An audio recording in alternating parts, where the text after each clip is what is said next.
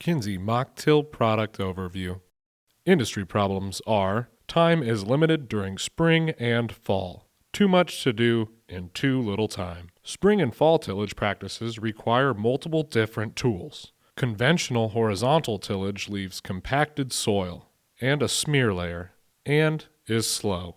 Conventional tillage practices limit speed to 7 to 8 miles per hour. Vertical tillage doesn't incorporate residue, poor weed takeout, and poor leveling.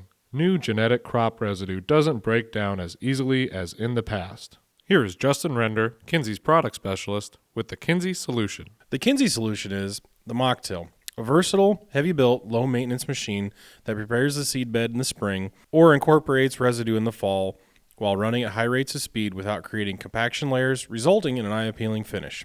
Agronomic benefits include nutrient cycling and improved soil density for water infiltration that reduces erosion. So what we did is we went into the marketplace and started figuring out what was needed. So if you look at our conventional horizontal machines, a disc or a field cultivator, a lot of those horizontal machines, we like to call them, create compaction layers or stratification layers in the soil. You flip that over to a vertical till machine, a lot of the complaints we heard is it doesn't do what we think it should. You know, did I even do anything? Poor incorporation, poor land leveling, poor weed takeout. So off of that feedback, we get the Mach Till, which is a hybrid horizontal unit.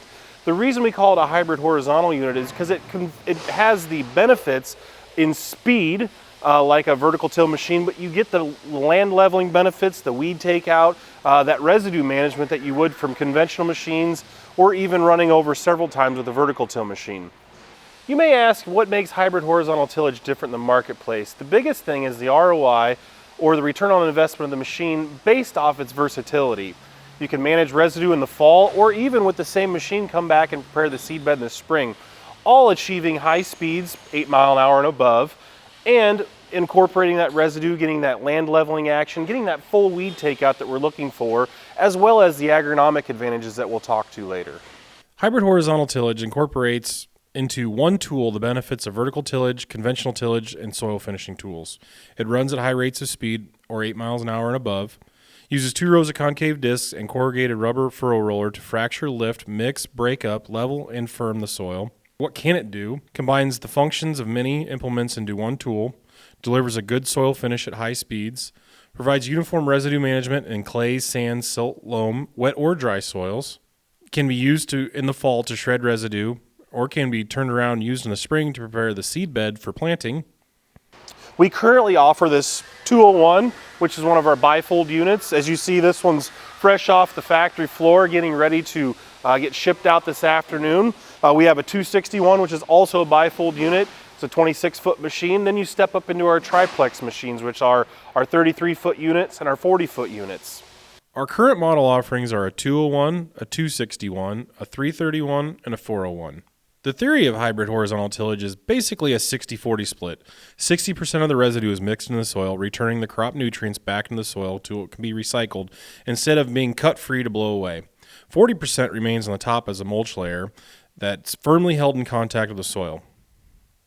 So understanding how the machine operates is very critical to the understanding or awareness how this machine is different in the marketplace.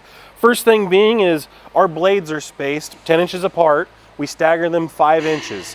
What happens is that front row of blades actually moves the soil to the left, or to my left, your right, which takes off the peaks. The back row moves it back to the right or your left, and taking and filling in any valleys. So at this point, we're already semi-level. Our blades and arms are independently torsioned with 4 different elements, rubber torsion elements. So as we find stones or other obstacles in the field, we can float over them.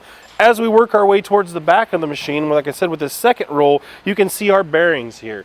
These are 20,000 acre elements. So all of this machine is built with low maintenance in mind. As we step further back into our furrow roller section, this is where we get a lot of questions about it.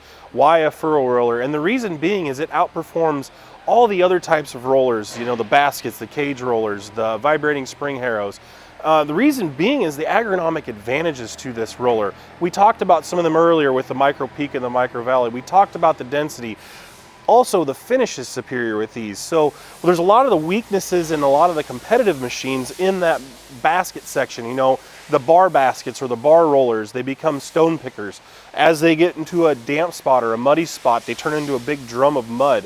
You get into the springtime rollers, as you're wearing on those, part of that machine is to give, or part of that piece is to give. You do that enough times, it breaks off and you find it and you throw it to your combine. So all in all, this is the best that's on the marketplace. So as we talk about agronomics, the first thing that comes to mind is residue management in our customers, or we hear the most. The reason being is that carbon penalty. So they want to come in behind the combine as soon as possible, get that residue incorporated, start that nutrient recirculation or that recycling of those nutrients to get that biological life or that activity, start breaking it down. So as we come back around to spring, using the same tool, we can manage that seed bed and not have that carbon penalty. Some of the other agronomic advantages are furrow roller. It has a corrugated pattern that has a micro peak and a micro valley. In that micro valley allows a place for water to start infiltrating. On the peak of that gives a place for gases to exchange, so carbon dioxide and oxygen. You're not sealing off the soil, causing it to become hypoxic, which allowing the soil to warm up and dry down evenly, as well as warming up and helping that germination cycle.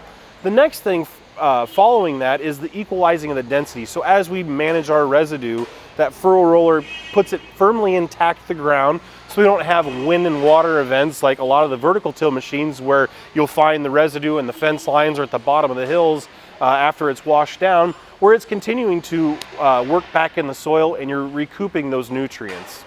So for productivity or acres per hour, on the 201 will net you 30 acres per hour. On the 261 will net you 40 acres per hour. On the 331, it will net you 50 acres per hour. And on the 401 will net you 60 acres per hour. Let's talk a little bit on return on investment. So if we do a spring comparison, so this comparison was based off of Iowa State numbers. We took a 3,000 acre farm over a 5-year ownership and compared it to similar tools that get utilized in spring and fall, as we talked about earlier. So we took a 261 Mach Till and a 2330 44-foot John Deere mulch finisher. Listed acres on that 261 is 48 acres per hour. The listed acres on the mulch finisher is 29 acres per hour. We get into fall capacity. Of course, the Mach Till can be used both spring and fall. Fall acres give you about 34 acres per hour. We're not normally going quite as fast as we do in the spring. And I don't know of anybody that uses a mulch finisher in the fall. If you look at the cost of the machinery, nets out like this. The Mach Till is going to be $126.30. The mulch finisher is going to be $164,456. So if you look at the ownership cost versus the acres, it gives you $4.37 versus $10.31. So let's take that same study and put it into a fall comparison. Same 3,000 acre farm, same 5-year ownership. So now we're looking at fall type of tillage, so a fall pass. So with the Mach Till, as we talked about earlier, when we've got 34 acres per hour, we compared that to a 2430 34-foot chisel from John Deere, gives you 20 acres per hour. Go back to the spring comparison. We talked about earlier, Mach Till can be used both spring and fall, so that gives us 48 acres per hour in the springtime, 0 acres in the fall with a chisel, in the spring with a chisel.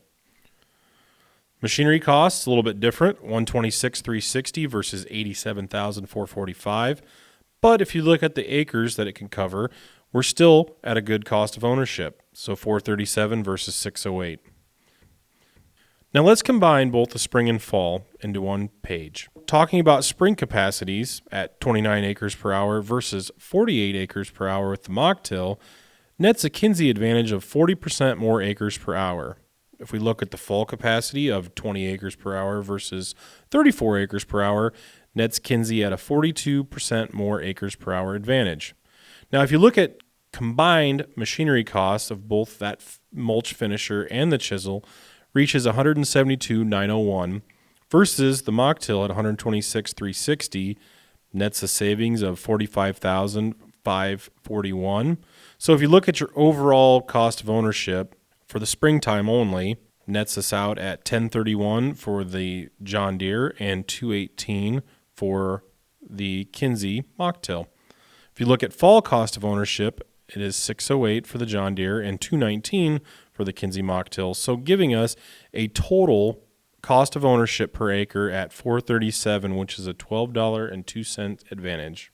So simple and minimal maintenance, giving you guys some life expectancies. So the disc blades range from 5 to 15,000 acres. The hubs themselves are a 20,000 plus acre element. The rubber torsion elements are a 100,000 acre plus element. The rubber roller drum bearing is a 10 to 30,000 acre element. The rubber roller element itself is a 100,000 acre element. And the max life scrapers gives you 30,000 plus acres. So talking a little bit of our shipping configurations and getting into the dealer setup piece, our 201s and 261s will look very similar to this, except for they'll be folded up. As you see here, there's disc blades missing both front and back. The reason that is to get us within our shipping window for width. These furrow rollers are unbolted, which get us under our height limitations. Both our 261s, 201s, our 331s, and our 401s all take about the same amount of time to set up. It's about 2 men, 2 hours of setup. So in summary, talking a little bit about the horsepower and then the infield setup. For the infield setup, please look at our YouTube channel. We have a 201 and a 261 setup, also a 331 and 401 setup. The other question we hear quite often is about the horsepower. Yes, they do take 15 horsepower a foot as a good starting point, depending on depth and what kind of terrain we're in.